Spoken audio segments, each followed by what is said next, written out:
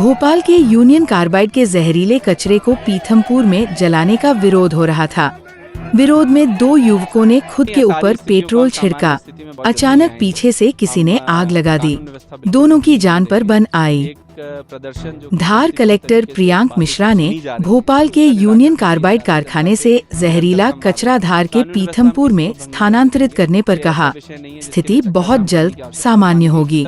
जनता की बातों का निराकरण भी किया जा रहा है। हम कानून व्यवस्था किसी को भंग नहीं करने देंगे। ये न्यायालय की निगरानी में किया जा रहा है।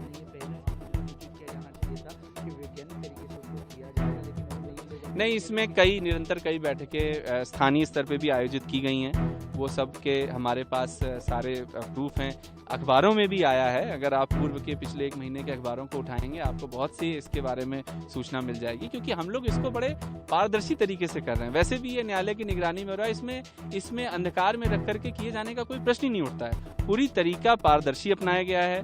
पूरी चीज़ मॉनिटरिंग में, निगरानी में हो रही है। इंडिया के जो बेस्ट इंस्टीट्यूट्स हैं, एनवायरमेंट रिलेटेड इंस्टीट्यूट्स हैं, नीरी हो, नागपुर में हो, IITs हो, उन सब की बड़ी विस्तृत रिपोर्ट है।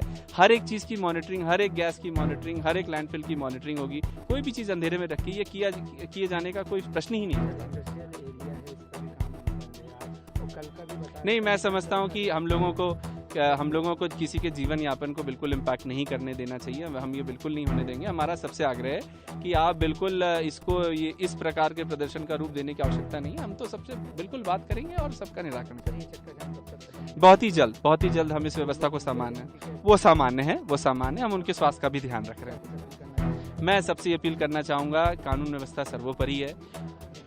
भोपाल के यूनियन कार्बाइड कारखाने से जहरीला कचरा धार के पीथमपुर में स्थानांतरित पर मध्य प्रदेश कांग्रेस अध्यक्ष जीतू पटवारी का बयान।